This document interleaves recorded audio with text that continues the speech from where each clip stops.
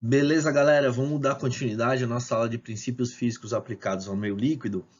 Nos slides passados nós falamos o que são fluidos, né? Que gases e líquidos são fluidos. Falamos aí as semelhanças e as diferenças mecânicas desses fluidos. E falamos da parte da hidrostática, que é o estudo do corpo parado no meio líquido. Já nesse joguinho de slide aqui, nós hidrodinâmica. Hidrodinâmica que nada mais é o estudo dos corpos em movimento no meio líquido. Então, na hidrodinâmica, por além daquelas duas forças que nós discutimos em hidrostática, que é a força do empuxo e do peso, na hidrodinâmica nós também devemos levar em consideração a propulsão e o arrasto. Então, de uma forma simplista, a gente pode dizer que a hidroginástica na natação nada mais é do que estabelecer uma posição ideal para a gente otimizar as forças de propulsão e reduzir aí as forças de arrasto.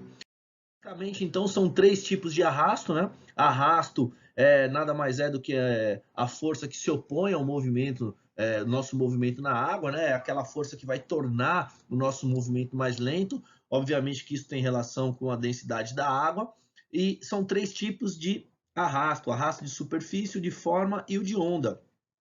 Sendo que eu sugiro que você tenha mais atenção aí com a questão do arrasto de forma. Esse interfere aí de uma maneira bem importante aí na natação, e é um tipo de arrasto que a gente, com alguns ajustes nos movimentos aí durante a natação, a gente pode tentar reduzir aí significativamente. O arrasto de superfície, né, vamos começar por ele, nada mais é do que a força que surge na interação entre as moléculas do nosso corpo com as moléculas do fluido, né? Então, toda a força que surge aí entre dois corpos, né? Nesse caso, moléculas, né? Tanto do nosso corpo quanto do fluido, surge ali um atrito, né? E exatamente essa região em que as camadas lá do fluido, da água, vão se encontrar lentificadas, por uma força tangencial produzida pelo corpo. Então, existem alguns fatores que interferem aí o arrasto de superfície, mas basicamente, se você entender que o arrasto de superfície é pelo atrito que ocorre entre as moléculas do nosso corpo e do fluido, já é o suficiente aí para uma compreensão.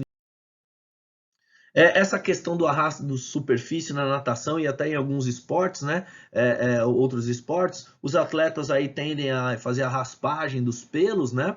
Porque acreditam que a raspagem do pelo vem a reduzir a força de arrasto e aí por isso vem a ter aí um gasto energético menor. No entanto, essa efetividade da raspagem ela não é comprovada, né? Tanto na natação quanto no ciclismo, outros esportes em que faça a raspagem do pelo, essa efetividade ela não é comprovada. Além disso, outra estratégia de reduzir o atrito é a confecção de roupas específicas, né?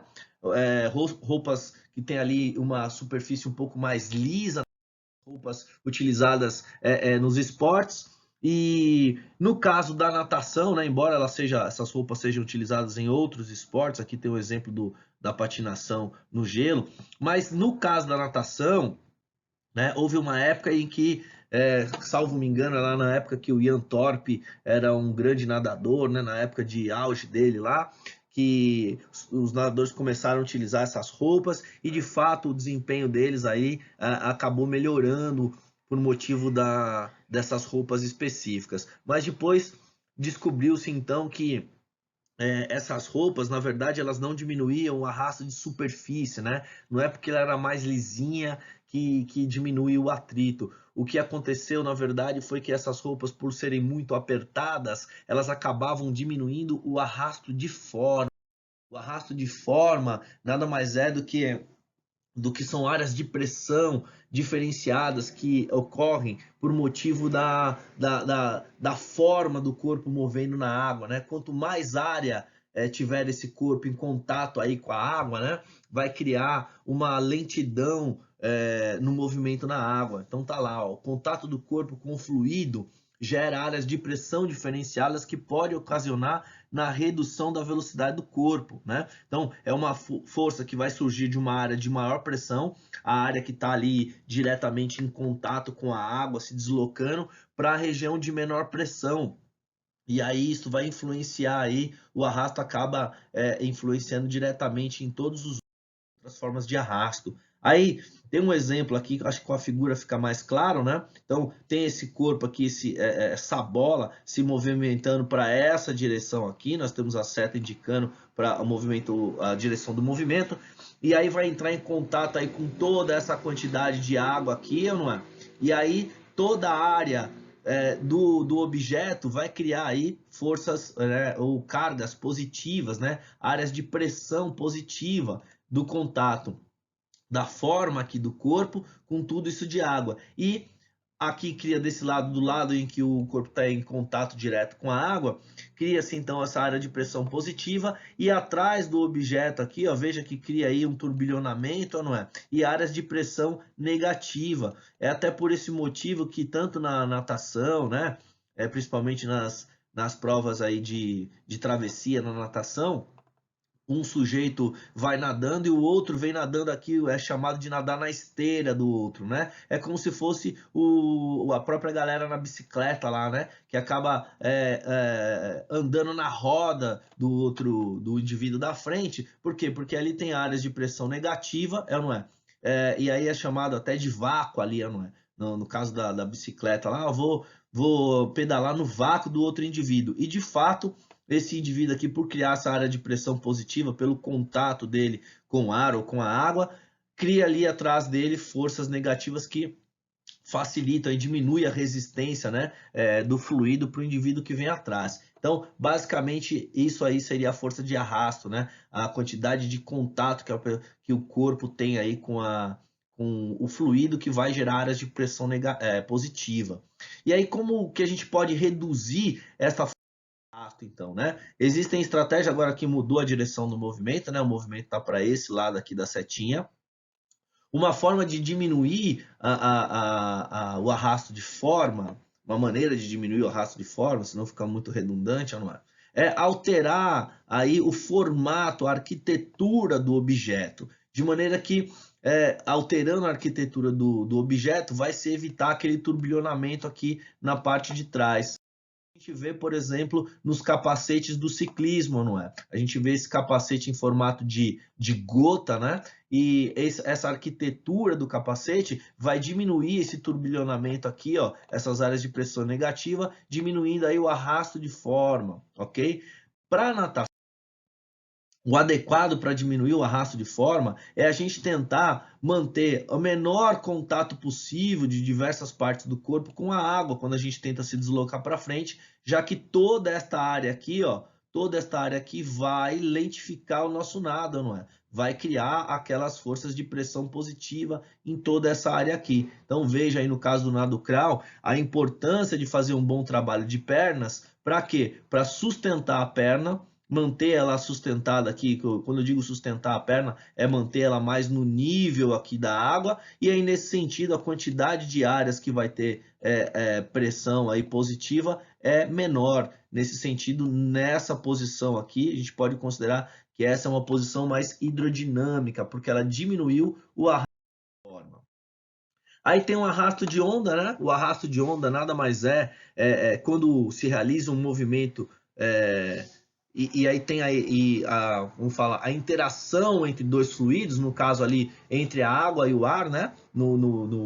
Na superfície da água ali, quando você gera movimento ali, vão criar ondas no fluido mais denso. No caso, como a água é mais densa do que o ar, quando a gente mexe ali na água, essa interação entre os dois fluidos cria ondas no fluido mais denso, e estas ondas elas tendem a reduzir a velocidade do nosso nado. Esse seria então o arrasto de.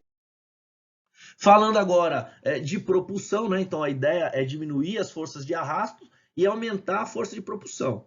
A propulsão nada mais é do que a capacidade que a gente tem de se locomover dentro da água, né? Gerar propulsão é se movimentar, se locomover dentro da água. E quando a gente pensa, então, em forças propulsivas, existem três teorias básicas, né? São basicamente três teorias a respeito aí da propulsão na natação e nos esportes aquáticos, que é a teoria da força de reação e a teoria da força de sustentação propulsiva pelo mesmo indivíduo, aí esse tal de Koslman, e também a teoria do vórtex. Essas são as três teorias de propulsão.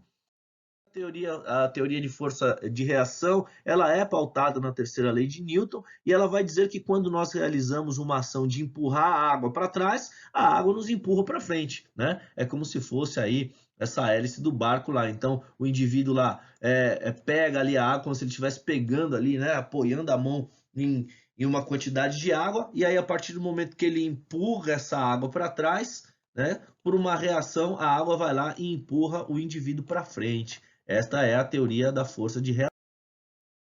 Isso surge uma nova teoria, essa teoria da força de reação, e aí este mesmo indivíduo lá, o Collisman, vai dizer que quando o sujeito dá abraçada aqui na fase aquática da abraçada, independente do movimento que ele faz na água, né? Houve uma época que se falava em fazer um movimento em formato de S dentro da água, né? Ele vai dizer que independente do movimento, né?